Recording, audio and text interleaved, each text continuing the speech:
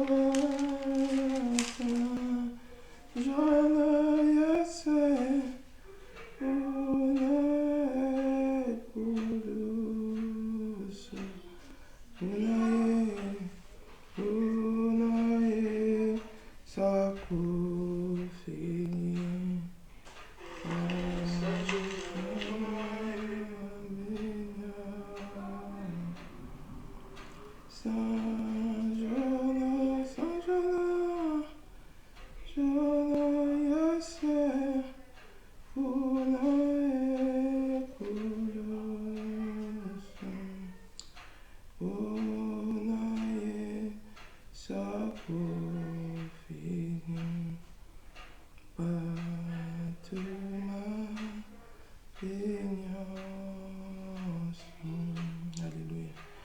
À mon cœur, j'ai choisi de suivre Jésus-Christ. À mon cœur, j'ai choisi de suivre Jésus. À mon cœur, j'ai choisi de suivre Jésus-Christ. Shalom, sœur Cohen. Oui, pour toujours. Oui, pour toujours. Tendre Père, nous te disons merci. Nous te rendons grâce, les maîtres des temps et des circonstances. Nous te dédions ces moments, nous couvrons ces temps par ton sang. Nous proclamons la victoire de la croix. Cher Saint-Esprit, viens prendre contrôle de ces moments. Règne en maître au nom de Jésus-Christ. Amen. Gloire à Dieu, nous bénissons le Seigneur pour la grâce qu'il nous accorde de venir encore partager sa parole. Je salue tout le monde, toutes les personnes qui auront l'occasion de me suivre, même après, même en différé, même à YouTube. Que le Seigneur vous bénisse. Alors aujourd'hui, nous allons partager la parole de Dieu sur le thème « Domine sur le péché ». Domine sur le péché, c'est un conseil que Dieu avait donné à Caïn, quand Caïn et Abel étaient partis offrir à Dieu l'offrande. Mais malheureusement, c'est un conseil qui n'a pas été pris en compte. C'est un conseil qui a été négligé. Mais aujourd'hui, le Seigneur vient nous donner le même conseil. Alors, nous allons lire la parole de Dieu dans le livre de Genèse. Genèse,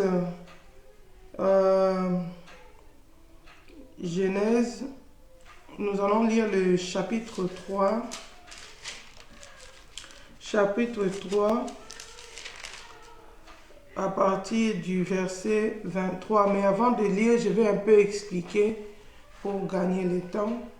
Donc, il s'agit ici de l'histoire d'une famille. L'histoire d'une famille, c'est la famille d'Adam et Ève. Nous connaissons que Adam et Ève ont été les premières personnes qui ont été créées par Dieu. Dieu a créé Adam, après il lui a créé une femme et il les avait donné la mission, il les avait placés dans le jardin d'Éden. Il avait donné la mission à Adam et Ève de cultiver le jardin, de les garder. Il les avait donné des recommandations par rapport à ce qu'ils devaient faire et ce qu'ils ne devaient pas faire. Nous savons tous que le Seigneur les avait interdit de manger l'arbre de la connaissance du bien et du mal. Mais dans leur parcours de leur vie, il est arrivé qu'ils ont été séduits. Que la femme a été séduite par le serpent et il a mangé de l'arbre que le Seigneur avait interdit. Il a donné aussi à son mari. Des fois quand je médite ça, je dis, mais cette femme, pourquoi quand le serpent était venu lui séduire, lui donner des propositions que Dieu avait interdites, pourquoi il n'a même pas eu le réflexe d'aller demander à son mari? Ça, c'est aussi l'insoumission de la femme. Il n'a même pas posé la question. Regarde ce que les serpents me proposent. Est-ce que Dieu avait dit quoi? Non. Elle a pris la décision sans consulter Dieu, sans consulter son mari. Or, la Bible dit, maudits soient les enfants rebelles qui prennent des résolutions sans consulter l'Éternel. Donc, elle a décidé et elle a mis en péril toute sa famille. Toute la famille a été mise en péril. Son mari aussi, ayant la confiance aveugle de sa femme, il a mangé et toute la famille a été sous la malédiction. Nous connaissons tous l'histoire, c'est à cause du péché d'Adam et Ève que la souffrance est entrée dans le monde. C'est à cause du péché que la mort a intervenu. Parce qu'avant, il n'y avait pas la mort. La mort est arrivée au travers du péché. C'est à cause du péché que la souffrance est entrée dans la vie de l'homme. Le jardin d'Éden, c'était un lieu de délices où Dieu avait déjà tout prévu pour le bonheur de l'homme. Mais à cause du péché, la souffrance est entrée dans l'humanité. Si on regarde quand Dieu était en colère, il a commencé à lui donner des punitions. La Bible dit, le Seigneur dit, l'Éternel dit au serpent, ça c'est même le serpent, je mettrai, puisque tu as fait cela, je suis dans le verset 14, Genèse chapitre 3 verset 14, l'Éternel dit au serpent, puisque tu as fait cela, tu seras maudit entre tous les bétails et entre tous les animaux des champs. Tu marcheras sur ton ventre et tu mangeras la poussière tous les jours de ta vie. Je mettrai inimitié entre toi et la femme, entre ta postérité et sa postérité. Celle-ci t'écrasera la tête et tu lui blesseras les talons. Il dit à la femme, j'augmenterai la souffrance de tes grossesses. Tu enfanteras avec douleur et tes désirs se porteront vers ton mari, mais il dominera sur toi. Bien-aimé, à cause du péché, la souffrance est entrée. Il y a eu maintenant des problèmes dans les grossesses. La femme va maintenant enfanter avec douleur. Et les désirs de la femme vont maintenant se porter vers son mari. Mais la Bible précise que le mari va dominer sur la femme. Ça, c'est Dieu qui le dit. Ce n'est pas un homme, c'est la conséquence du péché. La Bible dit, il dit à l'homme, puisque tu as écouté la voix de ta femme, et que tu as mangé de l'arbre au sujet desquels je t'avais donné cet ordre, tu n'en mangeras point. Le sol sera maudit à cause de toi. C'est à force de peine que tu en tireras ta nourriture tous les jours de ta vie. L'homme devait cultiver, le sol était favorable, mais maintenant, c'est devenu compliqué. Il doit travailler dur pour avoir de la nourriture. Il doit suer pour avoir de la nourriture. La Bible dit, il te produira des épines et des ronces, et tu mangeras de l'herbe des champs. C'est à la sueur de ton visage que tu mangeras du pain, jusqu'à ce que tu retournes dans la terre, d'où tu as été pris. Car tu es poussière, tu retourneras dans la poussière. Bien-aimé, la mort est intervenue. Le Seigneur les avait dit, le jour où vous mangerez de cet arbre-là, vous allez mourir. À cause du péché, la mort est intervenue. L'homme devait retourner à la poussière. Et Dieu dit, quand Dieu leur dit ça, la Bible nous montre que dans le verset 23, la Bible dit, et l'Éternel Dieu les chassa du jardin d'Éden pour qu'ils cultivent la terre d'où ils avaient été pris. C'est ainsi qu'il chassa Adam et il mit à l'orient d'Éden le chérubin qui agite une épée flamboyante pour garder les chemins de l'arbre de la vie. Ça, c'est la condition d'une famille. Une famille qui est sous la malédiction à cause de la désobéissance, à cause de l'effet qu'ils ont tourné le dos à l'Éternel, qu'ils se sont confiés au diable. Le diable les a séduits. Nous comprenons, nous avons lu comment il y a eu beaucoup de conséquences dans leur vie. Comment, à cause d'avoir prêté l'oreille à l'ennemi, comment la malédiction est entrée. Nous savons que quand Dieu les avait créés, ils étaient bénis. Dieu les avait bénis, les avait rendus féconds. Il n'y avait pas de mal. Mais à cause du péché, la malédiction est entrée. Bien-aimé, tu peux naître aussi dans une famille comme ça. Tu trouves déjà les grands-parents. Ils ont déjà désobéi à Dieu. Ils ont été peut-être dans l'idolâtrie. Ils ont commis des sacrifices. Ils ont fait des pactes qui ont maudit toute la famille. Parce que la Bible dit que le Seigneur punit l'iniquité des parents jusqu'aux enfants, jusqu'à la 4e génération de ceux qui les haïssent. Tu peux naître dans une famille comme ça, tu as déjà trouvé des malédictions, tu as déjà trouvé des problèmes. Tu ne vas pas dire que non, tu vois, notre famille c'est déjà comme ça c'est même connu, c'est les liens de notre famille, c'est les caractères, l'identité de notre famille, non. Aujourd'hui, le Seigneur vient te donner un conseil. Malgré le fait que tu sois né dans une famille où il y a les troubles, toi tu peux dominer sur les péchés. Toi tu peux commencer une nouvelle histoire avec Jésus. Alléluia. Tu as un choix à faire. Continuons un peu pour comprendre. La famille d'Adam et Ève, c'était quelle sorte de famille? Il y avait beaucoup de problèmes. Non seulement ils étaient en rébellion avec Dieu, ils étaient sous la malédiction, ils vivaient maintenant dans la misère parce que l'homme devait maintenant suer pour manger, la femme pour accoucher, c'était devenu maintenant compliqué. Mais qu'est-ce qui se passe? Si nous lisons le chapitre 4, nous allons remarquer que dans cette famille-là, un jour, Dieu a permis que la maman puisse accoucher. Adam, je suis au verset 1. Adam connut Ève, sa femme, elle conçut et enfanta Caïn. Et elle dit, j'ai formé un homme avec l'aide de l'Éternel. Et enfanta encore son frère Abel. Abel fit berger, Caïn fit laboureur. Au bout de quelque temps, Caïn fit à l'Éternel une offrande de fruits de la terre. Et Abel de son côté en fit une des premiers-nés de son troupeau et de leur graisse. L'Éternel porta un regard favorable sur Abel et sur son offrande. Mais il ne porta pas un regard favorable sur Caïn et sur son offrande. Caïn fut très irrité et son visage fut abattu. Et l'Éternel dit à Caïn, pourquoi es-tu irrité? Pourquoi ton visage est-il abattu? Certainement, si tu agis bien, tu relèveras ton visage. Et si tu agis mal, les péchés se couchent à la porte et ses désirs se portent vers toi. Mais toi, domine sur lui. Bien-aimé, quand Ève avait commis son péché, Ève n'était pas entrée en contact avec Dieu. Elle a déjà commis le péché, Dieu est arrivé après. Ils ont commencé déjà à vivre les conséquences du péché. Ils se sont rendus compte qu'ils sont devenus nus. Ils se sont posé la question. Ils ont commencé à fuir la face de Dieu.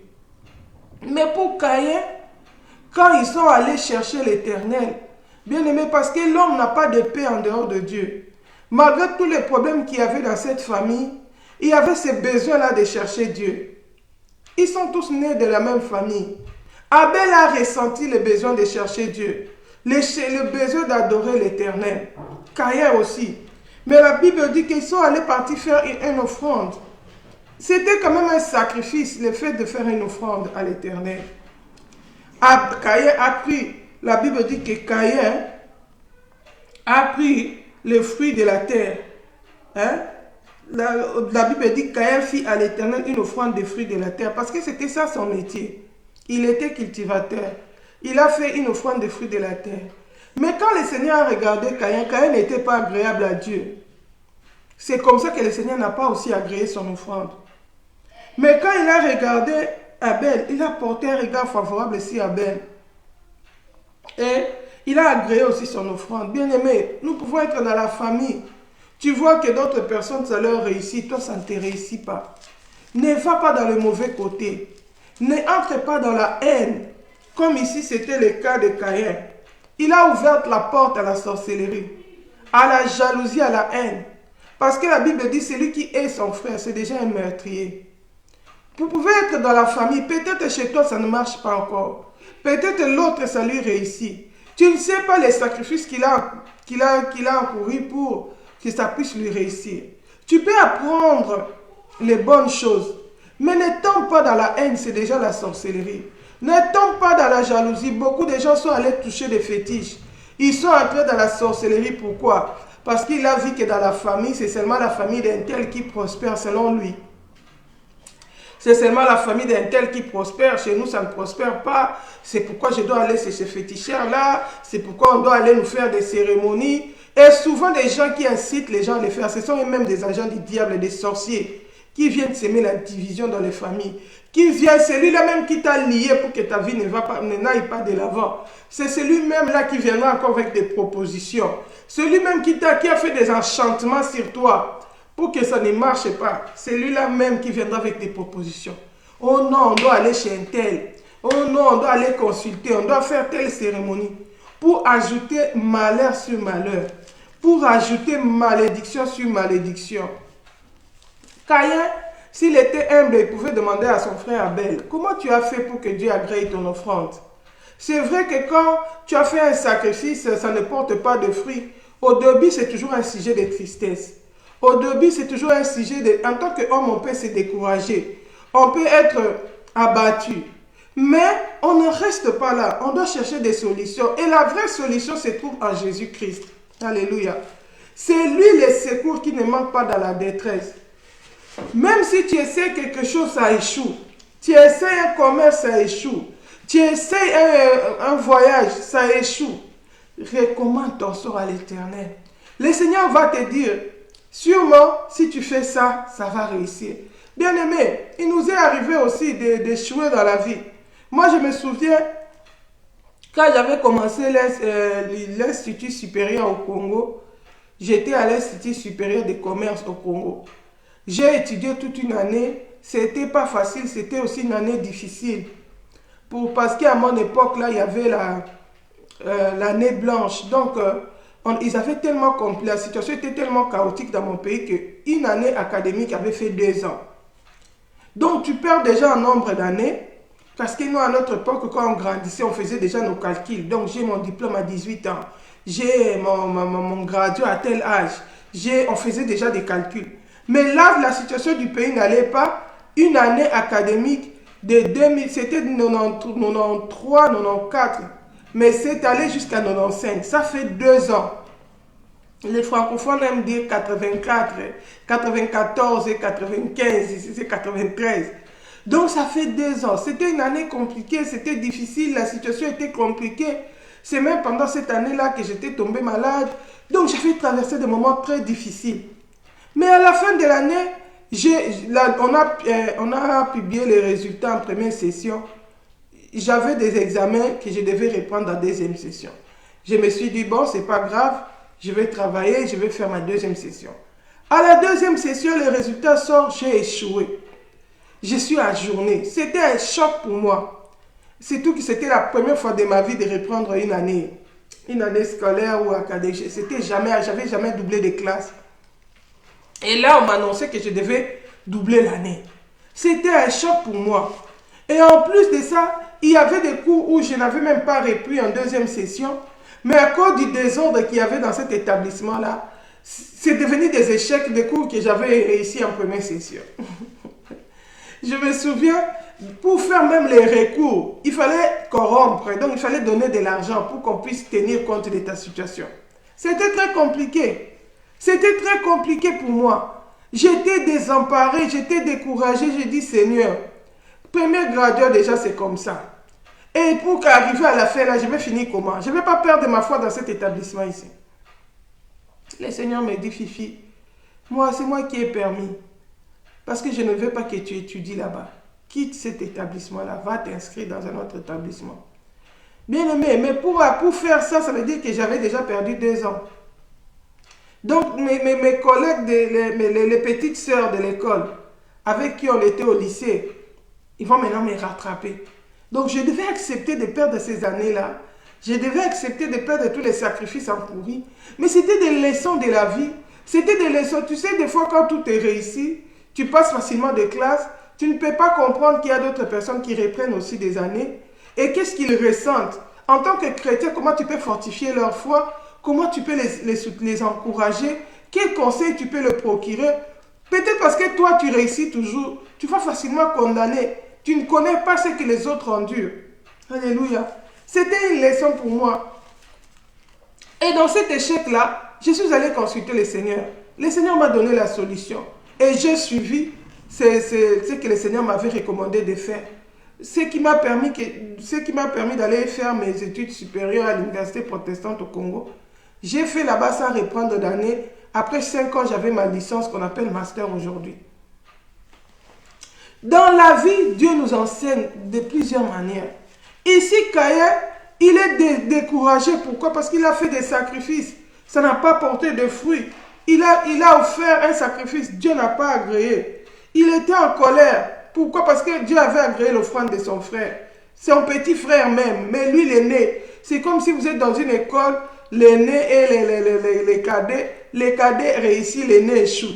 Non seulement tu as échoué, c'est encore une humiliation. Pourquoi? Parce que ton cadet a réussi, mais toi tu as échoué. Alors Caïn était en colère. Mais la Bible nous montre que Dieu, dans son amour, il n'a pas laissé l'homme dans cette condition. Il est venu donner un conseil à Caïn. Il a dit, Caïn, ne sois pas abattu. Alléluia. La Bible dit, je suis dans Genèse chapitre 4, verset 6. L'Éternel dit à Caïn, pourquoi es-tu irrité? Et pourquoi ton visage est-il abattu? Certainement, si tu agis bien, tu relèveras ton visage. Et si tu agis mal, le péché se couche à la porte. Et ses désirs se portent vers toi. Mais toi domines sur lui. Bien-aimé, l'homme se mesure devant l'épreuve. Des fois, dans des situations, dans le défi de nos vies, dans des épreuves, dans des difficultés, les choses que nous affrontons des fois, tu sens dans ta chair te pousse au péché. Ta chair te pousse au mal. Ta chair te pousse peut-être à la vengeance. Ta chair te pousse peut-être à la colère. Mais bien aimé, réfléchis avant de poser l'acte. Considère la voie que tu veux suivre. Les conséquences de cette voie, c'est quoi? Ça va te produire quoi une fois que tu aurais fait ça? Est-ce que ça va avancer ton royaume ou bien ça va t'éloigner de la face de Dieu? Caïn était déjà dans une famille de problèmes. Il cherchait Dieu. Il voulait déjà revenir vers l'Éternel. Les parents étaient déjà chassés. Ils étaient déjà sous la malédiction. Alléluia. Il commençait à travailler dans la souffrance. Il naît dans une situation pareille. Et il commence à faire un effort pour chercher Dieu. Il ressent encore la déception. Bien aimé, même si ça ne marche pas aujourd'hui, ce n'est pas le dernier mot de Dieu. Le Seigneur peut encore relever ton visage. Le Seigneur peut encore guérir cette blessure. Le Seigneur peut encore frayer un chemin dans le désert. Mais tout dépend de la décision que tu prends. Tout dépend de quel choix tu opères face à cette situation-là qui t'a abattu. Je ne sais pas quelle est la situation qui te dérange. Pour Caïn, c'était le fait que son offrande n'était pas agréée. Bien-aimé, toi, je ne sais pas quelle est la situation qui te dérange. La situation qui t'a abattu, peut-être c'est la perte d'un être cher. Peut-être c'est la déception, peut-être c'est le divorce, peut-être c'est le rejet de la famille, peut-être c'est on t'a licencié, c'est le travail. Chacun de nous a des défis dans chaque domaine de la vie. Alléluia. Mais quand ça arrive, choisis la bonne part. Reste dans le camp de Dieu. Dieu a donné un conseil à Caïn, il a dit, domine sur le péché. Ne fais pas dans le mal parce que tu as échoué, sous prétexte que tu as échoué.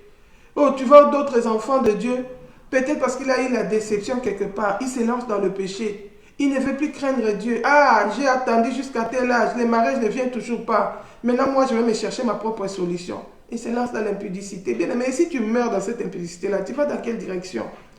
Tu vas ajouter malheur sur malheur.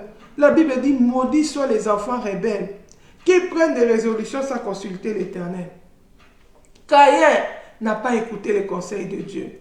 Malheureusement pour lui, il a rejeté les conseils de Dieu. Il pouvait commencer une nouvelle histoire avec Jésus. Le Seigneur pouvait lui faire oublier. La Bible dit l'Éternel nous châtie comme un père. Dieu il ne fait exception de personne. Il nous corrige comme un père corrige son enfant. Quand tu agis mal, il va te corriger. Il va te dire que là, ce n'est pas bien. Là, tu as échoué. Tu dois recommencer. Tu t'es mal appliqué. Le Seigneur nous cite notre péché par son nom. Le Seigneur ne nous cache pas sa face. Parce qu'il nous aime. C'est un Père pour nous. Il nous corrige parce qu'il veut notre meilleur. Il veut que nous puissions achever notre course dans le ciel. Mais nous les hommes, nous voulons direct, nous n'avons pas de patience dans l'épreuve. Nous voulons, dès qu'il y a une situation, que la solution se trouve seulement maintenant. Sinon, je me lance dans le péché. Oh bien-aimé, aujourd'hui le Seigneur te dit, le péché se couche à ta porte. Mais toi, domine sur lui. Domine sur le péché. Tu peux changer ton histoire. Ah, cette famille, c'est toujours la même chose. Moi, c'est comme Élie. Nous savons, l'homme se décourage rapidement. C'est comme Élie. Israël était entré dans la corruption. Israël était entré dans l'idolâtrie. Les prophètes étaient corrompus. Ils étaient partis manger dans la table de Baal et de Jézabel et de Akab. Ils servaient les dieux étrangers. Lui, il était resté intègre. Mais quand la persécution est arrivée, il a dit à Dieu, Seigneur, je ne suis pas meilleur que mes pères. Prends-moi. Il a demandé la mort parce qu'il a remarqué, c'est comme si pour lui c'était, oui, l'histoire se répète. Tout le monde a payé, moi aussi, maintenant c'est mon tour, je n'en paie plus, prends-moi seulement. Pourtant, Dieu n'avait pas prévu la mort pour Élie. Dieu voulait enlever Élie. Dieu avait prévu l'enlèvement pour Élie. Alléluia. Bien-aimé, Dieu n'a pas prévu la mort pour toi. Dieu a prévu l'enlèvement. Il a prévu la gloire pour toi. La Bible dit, je connais les projets que j'ai formés sur vous. Projets de paix et non de malheur, pour vous accorder de l'avenir et de l'espérance. Bien-aimé, Dieu a toujours des projets de paix pour toi.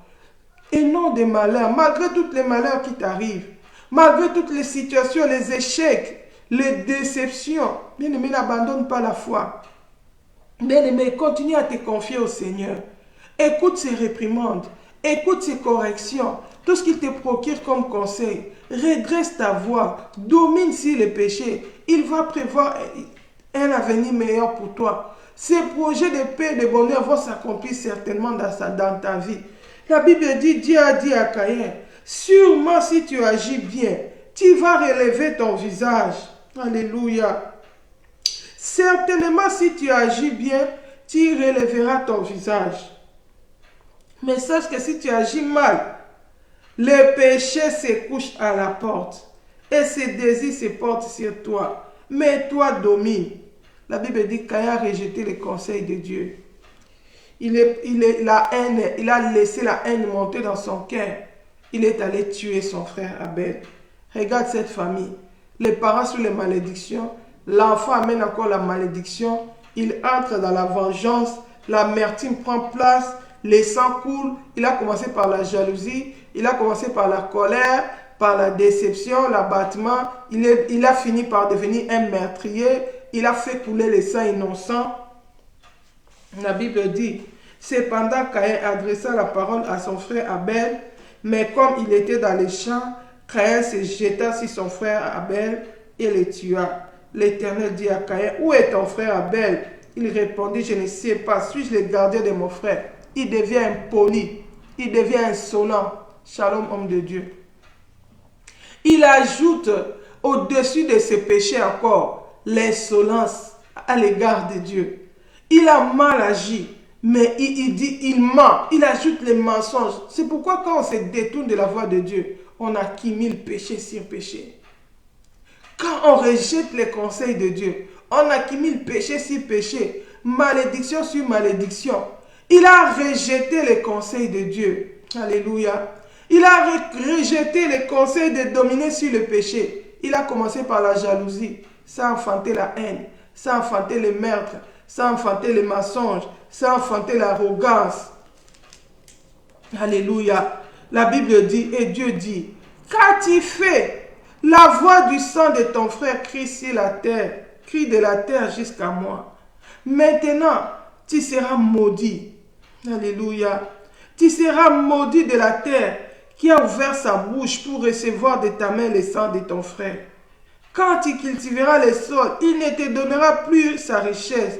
Tu seras errant et vagabond sur la terre. Bien-aimé, la malédiction a encore augmenté. Déjà, il était déçu seulement du fait qu'on n'avait pas agréé son offrande. Mais maintenant, là, les problèmes deviennent encore compliqués. Il devient maintenant maudit.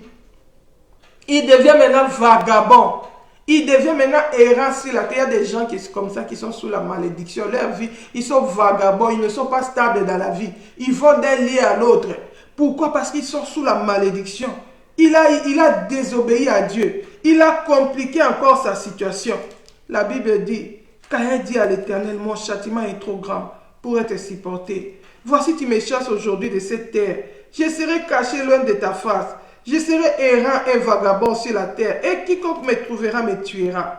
L'Éternel lui dit, si quelqu'un tuait Caïn, Caïn serait vengé 7 fois. Et l'Éternel mit un signe sur Caïn pour que quiconque le trouverait ne le tuât point. Puis Caïn s'éloigna de la face de l'Éternel et habitant dans les terres de Nod, à l'orient d'Éden. Bien-aimé, regarde-moi cette famille. Personne ne cherche Dieu dans la justice. La seule personne qui a cherché Dieu est Abel. On a arrêté sa course sans qu'il puisse laisser d'enfants, sans qu'il puisse avoir une postérité de justes dans cette famille, des adorateurs de l'Éternel. On l'a tué, son sang s'est répandu. Bien-aimé, ils étaient dans la même famille, mais Abel a choisi d'honorer le Seigneur. Abel a choisi de craindre Dieu. Bien-aimé, tu peux être dans une famille de gens qui ne connaissent pas Dieu. D'ailleurs, nous, la plupart de nous, nos parents ne connaissaient pas Dieu. Ils étaient des idolâtres. Ils étaient dans la sorcellerie, dans des coutumes, dans des traditions, dans des pratiques diaboliques qui n'honoraient pas le Seigneur. Ils adoraient des idoles. Ce sont des choses qui attirent la malédiction de Dieu. Ils ont eu à faire des pactes, à prononcer des malédictions. Et nous sommes nés dans de telles familles. Nous avons trouvé une famille où il y a, dans notre famille, c'est la colère. Tous les gens de cette famille-là sont colériques. Dans notre famille, c'est la vengeance. Il y a des familles où tu nais, on est en train de laver les bébés, surtout en Afrique, au Congo là-bas. On lave les bébés dans cette famille-là, on lui met, on l'apprend déjà à se battre. D'autres, on va les laver avec les os des animaux pour qu'ils soient forts, pour qu'ils se battent. Donc, on les élève déjà dans la malédiction de la guerre. Ils sont déjà pas paisibles. Des gens qui cherchent des troubles. Des gens qui se battent déjà. Tu nais dans une telle famille où on t'envoie à te battre. Il y a d'autres familles, quelqu'un te fait du mal. On se moque de toi, tu viens donner les rapports à la maison. On te renvoie là-bas pour que tu ailles te battre. Des gens conflictuels. Une famille qui n'est pas conciliante, qui ne recherche pas la paix. D'autres familles, c'est la haine. Là-bas, c'est la haine. Tu vas voir des gens qui sont pauvres, qui sont malheureux, mais qui ne s'entendent pas. Telle famille n'aime pas telle famille. Tels gens calomnient tels gens. Tels gens, la haine, la jalousie, les gens sont amers. Mais la Bible dit, nous en tant qu'enfants de Dieu, nous devons veiller qu'aucune racine d'amertume ne puisse prendre place dans le cœur. Regarde à Caïn. Il a laissé seulement place à cette racine d'amertume. Il a fini par devenir un meurtrier. Il a détruit toute sa vie. La malédiction l'a suivi. Bien-aimé, tu peux naître dans une famille comme ça, où il n'y a que haine, il n'y a que vengeance. Si tu regardes la famille de Caïn, si tu continues, tu lis sa descendance, la Bible dit, au verset 17, Caïn connut sa femme, elle conçut un enfant Enoch. Il bâtit ensuite une ville et donna à cette ville le nom de fils de Enoch. Pour gagner le temps, nous allons lire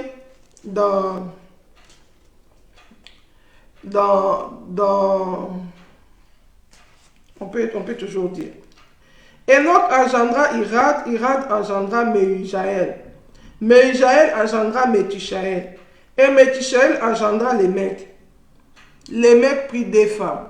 La famille de la descendance de Caïn. Ce sont les premiers qui ont mené la polygamie sur la terre. Une famille sous la malédiction. Une descendance maudite. La Bible dit, Lémec, il a dit, lui, c'est pas une femme, ça ne lui suffit pas. La Bible dit, Lémec prit 2 femmes.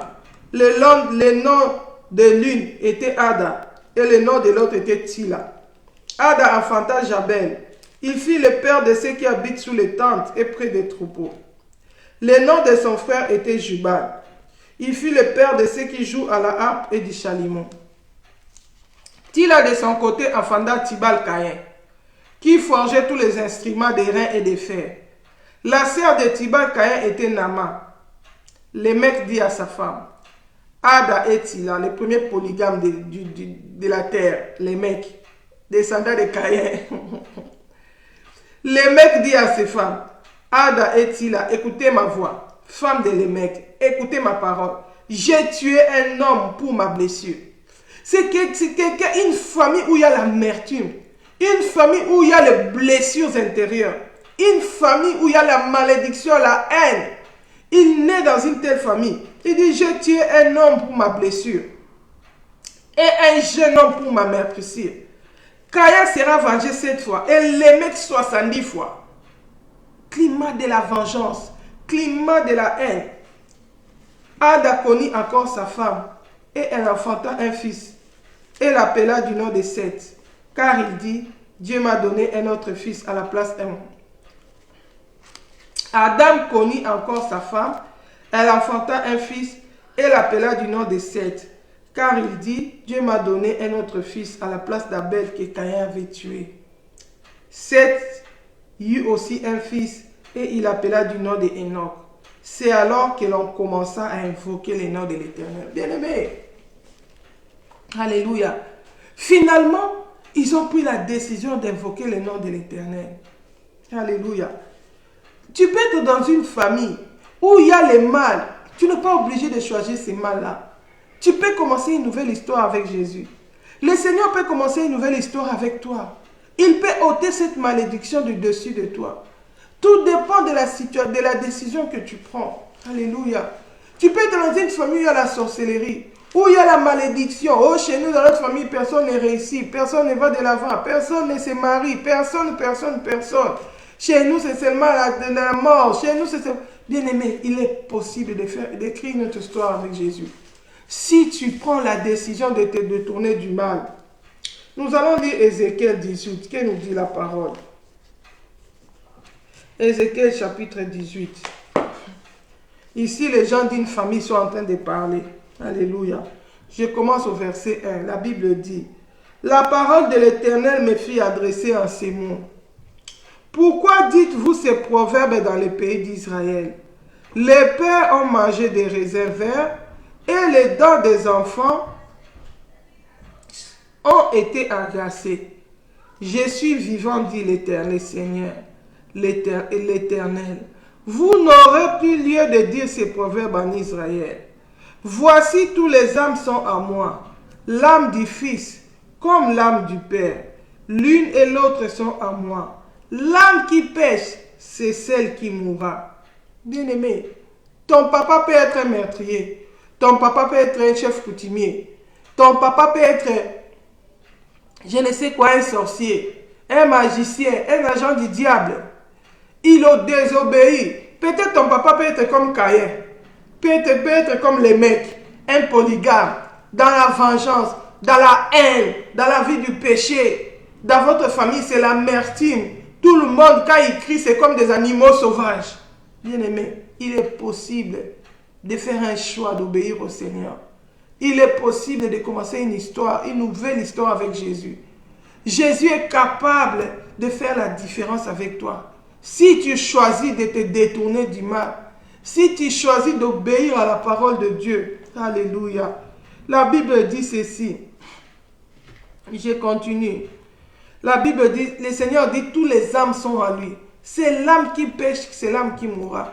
Même si ton parent était dans le péché, toi choisis d'obéir au Seigneur. Si toi tu obéis au Seigneur, tu ne vas pas mourir à cause du péché de ton père. De même aussi, même si tes parents craignent le Seigneur, si toi tu désobéis à la parole de Dieu, tu vas mourir à cause de ton péché. Tu ne seras pas sauvé à cause de tes parents. Aujourd'hui, nous rencontrons beaucoup de gens, beaucoup même de familles. Tu vas voir un homme qui ne craint pas Dieu. Il est dans l'alcool, il est de l'impudicité, mais il va chercher à avoir une femme qui craint Dieu. Et il s'est dit, comme ça, cette femme va prier pour nous, elle va prier pour la maison, pour que la maison ait la paix. Il ne va pas aller prendre d'autres femmes, comme ça ma maison sera stable. Mais lui, entre-temps, lui, il marche dans le péché. Bien aimé, tu ne seras pas sauvé à cause de la foi de ta femme. L'âme qui pêche, c'est l'âme qui mourra. Si tu marches dans le péché, même si ta femme craint Dieu, la Bible nous montre l'exemple d'Abigail et de Nabal. Nabal était méchant. Abigail craignait Dieu. Dieu a fait justice à Abigail, il a tué Nabal. Nabal est mort à cause de son péché. La conséquence de la malédiction liée au péché a suivi la vie de Nabal.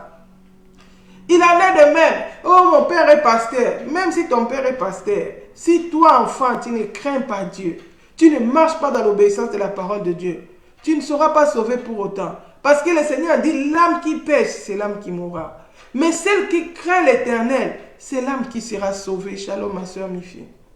Alléluia.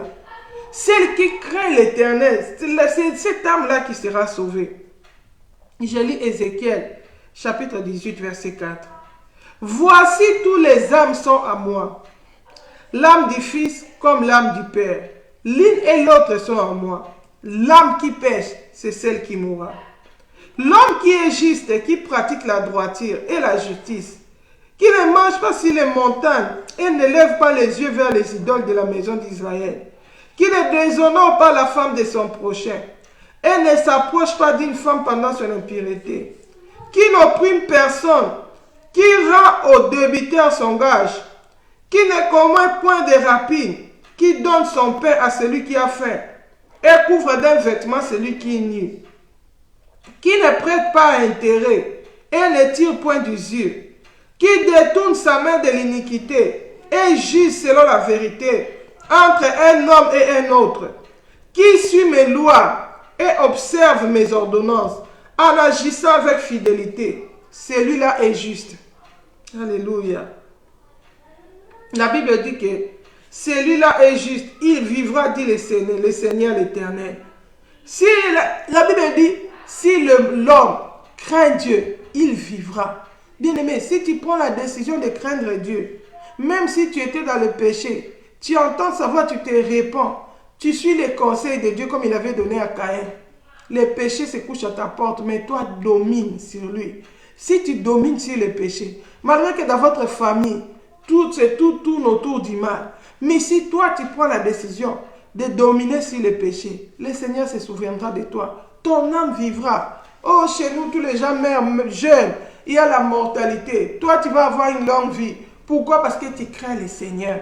Parce que tu marches dans l'obéissance de la parole de Dieu. Le Seigneur a dit, vous n'aurez plus le droit de dire ces proverbes. Nos pères ont mangé les raisins et les dents des enfants ont été gâtées. Oh, dans notre famille, c'est comme ça. Ça se passe comme ça tous les jours. Dieu est capable de commencer une nouvelle histoire avec toi. Alléluia. Je me souviens quand on grandissait, moi je connaissais le Seigneur dans notre maison. Et notre papa, il ne donnait pas l'argent de poche à un moment. Il ne donnait pas l'argent de poche aux enfants, c'était son habitude, même quand il avait l'argent. Et maintenant, qu'est-ce qu'il faisait? Au Congo, comme la monnaie nationale congolaise n'a pas beaucoup de valeur, les gens utilisent plus le dollar. Alors quand papa venait du travail, il s'est ramené avec des sacs d'argent, des liasses d'argent, et il nous donnait pour qu'on aille le faire l'échange, pour qu'on lui donne, on l'échange cela en dollars, parce que les gens préféraient garder l'argent en monnaie étrangère qui est les dollars, parce que ça ne se déprécie pas si rapidement comme la monnaie congolaise à l'époque. Tu pouvais avoir des gros liasses, mais ça n'a pas de pouvoir d'achat, ça ne vaut rien. Et alors tout le monde préférait garder son argent en dollars. Et notre papa, quand il venait, il nous donnait l'argent pour aller changer et faire l'échange. Quand il donnait à mes frères, comme il avait l'habitude de ne pas donner l'argent des poches, mes frères soutiraient des sous. Il venait, il mentait, il lui disait des fois, ah les taux c'était comme ça, mais c'était pas comme ça. Parce qu'on ne leur donnait pas l'argent de poche. Et moi, quand j'allais échanger aussi l'argent, j'ai ramené l'argent, mais moi, je ne trichais pas. Je ne trichais pas, pourquoi? Parce que je connaissais le Seigneur, je craignais Dieu. J'avais choisi d'obéir à Dieu, malgré que mes frères faisaient le contraire. Jusqu'à un moment, un jour, mon père m'a dit, mais j'ai déjà remarqué, quand j'envoie Fifi, quand c'est Fifi qui change l'argent, les montants, c'est autre chose. Mais vous, quand vous allez, c'est toujours tout ça. Et mon frère est venu me dire, toi, si tu donnes la totalité, c'est ton problème. Nous allons toujours faire comme ça parce que papa ne donne pas d'argent de poche. Nous avons aussi besoin d'argent. Mais moi, j'avais fait un choix. Je ne pouvais pas le faire parce que j'étais chrétienne. Parce que j'étais enfant de Dieu. Non seulement parce que j'étais chrétien, parce que j'avais décidé d'obéir au Seigneur. Je savais que l'âme qui pêche, c'est l'âme qui mourra. Alléluia. Ce n'est pas parce qu'elle le faisait que moi aussi je devais le faire. J'ai grandi dans une maison où mon frère aîné avait des copines. Mais moi, en tant qu'enfant de Dieu, je ne pouvais pas avoir des copains parce que je savais que c'était un péché. Je me souviens un jour, mon frère m'a dit, mais toi, quand mes copines viennent ici, il voulait que je joue l'ami de ses copines. Je lui ai dit, non, moi, je ne peux pas faire ça. Parce que la vie des copines, c'est un péché. Moi, je suis un enfant de Dieu. Je ne peux pas me mélanger dedans. Si un jour, ça devient sérieux et que vous allez au mariage, ça, c'est autre chose. Shalom, bien-aimé. Mais moi, en tant qu'enfant de Dieu, je sais que c'est un péché. Je ne peux pas me mélanger dedans. J'ai fait un choix d'obéir au Seigneur. Bien-aimé, l'Éternel est juste. Je crains le Seigneur. Aujourd'hui, le Seigneur m'a honoré. Je suis mariée. Ça fait de cela déjà 22 ans depuis que je suis mariée. Bien-aimé, le Seigneur honore ce qu'il honore. Choisis d'obéir au Seigneur. Domine le péché. Sorry, I'm a French speaker. My English is not better. God bless you. Évangéliste Richard, God bless you. Donc voilà, Dieu, il faut choisir de dominer sur les péchés. Il faut choisir de refuser les péchés. Domine sur les péchés. Ne va pas commettre, ne va pas commettre les péchés parce que tout le monde commet les péchés. Fais un choix. Alléluia. Fais un choix d'obéir au Seigneur. Tu peux être dans cette famille-là où tout le monde désobéit au Seigneur. Tout le monde est sous la malédiction. Oh, c'est notre façon d'agir. C'est notre famille. Dans notre famille, on est comme ça. Bien-aimé, il ne s'agit pas de notre famille. Le Seigneur est individuel. Si ton père désobéit au Seigneur, toi obéis au Seigneur. Toi fais le choix d'obéir au Seigneur. Domine sur le péché. La Bible dit que le Seigneur ne va pas te porter la charge du péché de ton père sur toi. Mais il va commencer une nouvelle histoire avec toi. Ton âme va vivre. Pourquoi? Parce que tu obéis au Seigneur. Ézéchiel 18. Ézéchiel 18. L'âme qui pêche, c'est l'âme qui mourra. Alléluia. La Bible dit ici, qui ne mange pas sur les montagnes et ne lève pas les yeux vers les idoles de la maison d'Israël. Beaucoup de familles sont dans l'idolâtrie. Ah, on doit aller faire ceci. On doit aller voir tel féticheur. Et on doit aller nous mettre des fils, si c'est des gris-gris, pour se protéger. On doit aller pour avoir des mariages bien-aimés. C'est le Seigneur qui bénit. La Bible dit, c'est la bénédiction de l'Éternel qui enrichit. Et elle ne se fait suivre d'aucun chagrin. Ce n'est pas les fétiches, ce n'est pas l'idolâtrie qui va te procurer la paix. En dehors de Dieu, il n'y a pas de paix. Choisis d'obéir au Seigneur. Alléluia. Même si toute votre famille est dans la malédiction, comme c'était la famille de Caïn. Dans la polygamie, chez vous, il n'y a que les mâles. Mais nous avons vu, il y a eu quand même des gens qui ont cherché le Seigneur. Abel a invoqué le Seigneur d'un cœur sincère. Le Seigneur a agréé son offrande. Alléluia. La Bible dit quand Seth est né, ils ont commencé à invoquer le nom de l'Éternel. Toi, choisis d'invoquer le nom de l'Éternel. La Bible dit que le Seigneur mettra la différence entre ceux qui le servent et ceux qui ne le servent pas. Bien aimé, la jouissance du péché, c'est pour un temps. Mais la fin, c'est la ruine soudaine. Beaucoup de gens ont commencé par la jouissance du péché. Quand ça leur sourit encore, ils croyaient qu'ils avaient pris tout le monde à tête sur leur dos. Mais il faut aller voir leur fin. Alléluia. La Bible dit un jour, ceux qui craignaient l'Éternel se sont dit entre eux, c'est en vain que l'on craint l'Éternel. Nous avons remarqué que les méchants prospèrent. Mais nous souffrons. Le Seigneur a dit, je mettrai la différence entre ceux qui m'invoquent et ceux qui me servent et ceux qui ne me servent pas. Alléluia. Malachie nous dit ça. Malachie chapitre 3. Attendez-moi que je retrouve ça. Ce sont des trucs. Alléluia.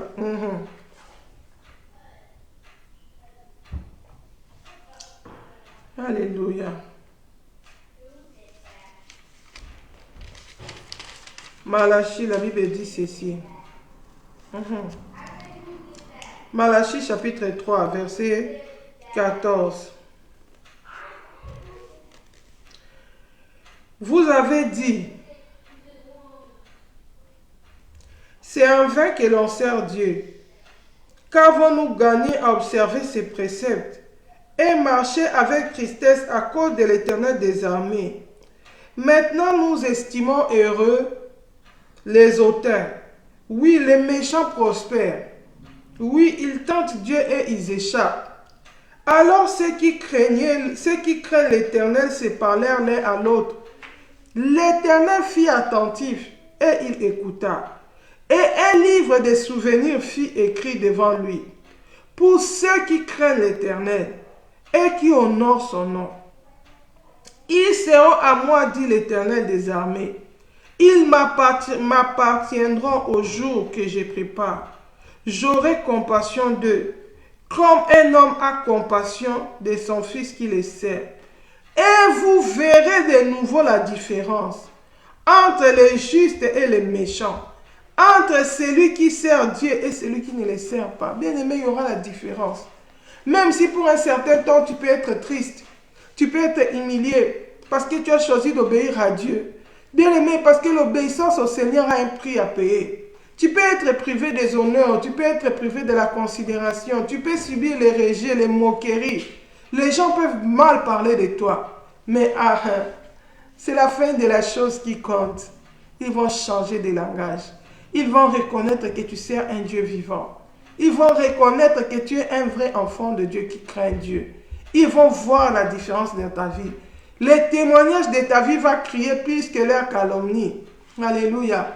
La Bible dit, la bonne réputation, ça crie plus que le bon parfum. Aujourd'hui, les gens peuvent te critiquer. Mais si tu tiens ferme, le Seigneur mettra la différence dans ta vie. Le Seigneur va te distinguer même dans ta famille. Le Seigneur va te distinguer. La crainte de Dieu, ce n'est pas seulement par rapport à la famille. Aujourd'hui, nous avons beaucoup parlé de la famille de Caïn. Une famille de beaucoup de troubles, beaucoup de problèmes. Mais la crainte de Dieu, ce n'est pas seulement dans la famille. Ça peut aller aussi partout. Ça peut être à l'église. Vous êtes dans l'église, vous êtes beaucoup dans la chorale. Les jeunes qui sont à la chorale ne craignent pas Dieu. Toi, décide de craindre Dieu. Vous êtes dans l'église, les prédicateurs. Tu vois les autres dans la compromission, dans la vie de l'impudicité, des péchés. Toi, crains Dieu. L'obéissance à la parole de Dieu paye toujours. Nous avons un rémunérateur qui est juste. Il est le rémunérateur de ceux qui le cherchent. Il a dit, il mettra la différence. Et vous verrez de nouveau la différence. Bien aimé, si tu crains Dieu, Dieu va mettre la différence dans ta vie. Tu peux plaire aujourd'hui, mais il arrivera un temps où Dieu va te démarquer. Il arrivera un temps où Dieu va te justifier. Les gens qui se moquaient de toi, qui jugeaient de péché, vont envier ta vie. Ils auront envie d'être ce que toi tu es devenu. Mais ils ne sauront pas par quel chemin tu es passé. Tu es passé par les chemins de l'obéissance à la parole de Dieu. Tu es passé par les chemins de la discipline, de la privation, du renoncement au péché. Aujourd'hui, le Seigneur vient nous procurer un conseil. Le péché est couché sur ta porte. Le péché est partout. Le péché peut être au travail. Tout le monde prend des pots de vin. Tout le monde ment. Tout le monde est dans la compromission. Tout le monde vole. Bien-aimé, toi ne vole pas. Reste fidèle à Jésus. Crains l'Éternel. Sers le Seigneur en vérité, en esprit, en vérité. Le Seigneur finira par te justifier. Il est fidèle. Il veille sur sa parole pour l'accomplir. Pour un temps, le Seigneur nous éprouve. Pour un temps, le Seigneur peut nous laisser dans la souffrance pour regarder notre fidélité dans le moment difficile. Mais il s'élève toujours les derniers. C'est pourquoi Job a dit, mon Rédempteur s'élèvera les derniers et mes yeux le verront. Il est resté intègre malgré la souffrance, malgré les épreuves. L'Éternel s'est levé réellement le dernier. Et il a béni Job. Il a remboursé toutes ces années que le diable avait dévorées. La richesse de Job était plus que ce qu'il avait même avant. Le Seigneur est capable de faire de même avec toi. Mais prends patience dans l'épreuve. Reste fidèle à Jésus et domine sur le péché. Voilà, nous allons nous arrêter là pour aujourd'hui. Que le Seigneur nous bénisse. Passons un bon week-end avec Jésus. Si le Seigneur Jésus ne revient pas, on se retrouve encore prochainement dans nos différents programmes. Shalom, shalom. Shalom à Sœur Cohen. Bye bye.